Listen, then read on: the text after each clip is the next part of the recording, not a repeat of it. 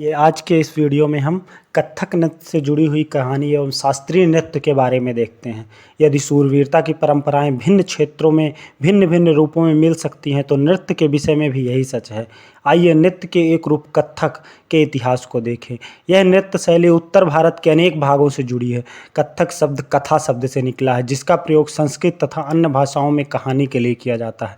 कथक मूल रूप से उत्तर भारत के मंदिरों में कथा यानी कहानी सुनाने वालों की एक जाति थी। ये कथाकार अपने हाव भाव तथा संगीत से अपने कथावाचन को अलंकृत किया करते थे। 15वीं तथा 16वीं शताब्दी में भक्ति आंदोलन के प्रसार के साथ कथक एक विशिष्ट शैली के रूप धारण करने लगा।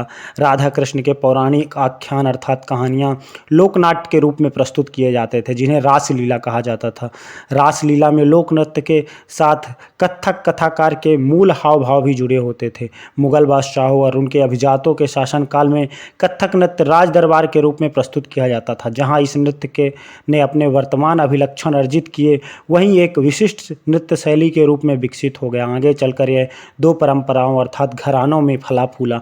राजस्थान जयपुर के राज दरबारों में और लखनऊ में। अवध के अंतिम नवाब वाजिद अली शाह के संरक्षण में यह प्रमुख कला के रूप में उभरा। 1850 से 1875 के दौरान यह नृत्य शैली के रूप में इन क्षेत्रों में ही नहीं बल्कि आज के पंजाब, हरियाणा, जम्मू और कश्मीर, बिहार तथा मध्य प्रदेश के निकटवर्ती इलाकों में भी पक्के तौर पर स्थापित हो गया। इसकी प्रस्तुति द्रुत पद संचालन, उत्तम वेशभूषा तथा कहानियों के प्रस्तुतिकरण एवं अभिनय पर जोर दिया जाने लगा। अनेक अन्य सांस्कृतिक गतिविधियों की तरह कथक को भी 19वीं तथा 20वीं शताब्दियों में अधिकांश ब्रिटिश प्रशासकों ने नापसंद किया, फिर भी यह जीवित बचा रहा और गणिकाओं द्वारा पेश किया जाता रहा। स्वतंत्रता प्राप्ति के बाद तो देश में इसे 6 शास्त्रीय रूपों में मान्यता मिल गई। शास्त्रीय नृत्य क्या होता है, आइए देखते हैं। किस कला रूप को शास्त्रीय माना जाए, यह प्रश्न का उत्तर देना अक्सर बहुत कठिन होता है।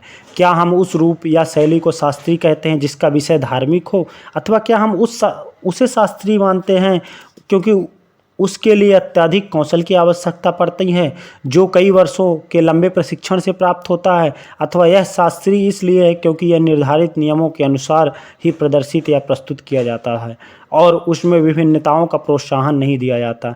ऐसे प्रश्न हैं जिन पे हमें विचार करने की आवश्यकता है। यह भी स्मरणीय है कि बहुत से ऐसे नृत्यों के रूप हैं जिन्हें लोक नृत्य की श्रेणी में रखा गया है। ये विशिष्टताएं पाई जाती हैं जिन्हें शास्त्रीय रूपों का विशिष्ट लक्षण बताया जाता है। यद्यपि शास्त्रीय विशेषण का प्रयोग उन कला रूपों की श्रेष्ठता सूचक हो सकता है, फिर भी यह हमेशा शब्दशः सही नहीं हो सकता। अन्य नृत्य जिन्हें इस समय शास्त्रीय माना जाता है, भरतनाट्यम तमिलनाडु से, कथकली केरल से, ओडिसी उड़ीसा से, कुचिपुड़ी आंध्र प्रदेश एवं मणिपुरी मणिपुर में ये शास्त्रीय नृत्य के प्रकार माने जाते हैं। और हमने शास्त्रीय एवं कथक नृत्य के बारे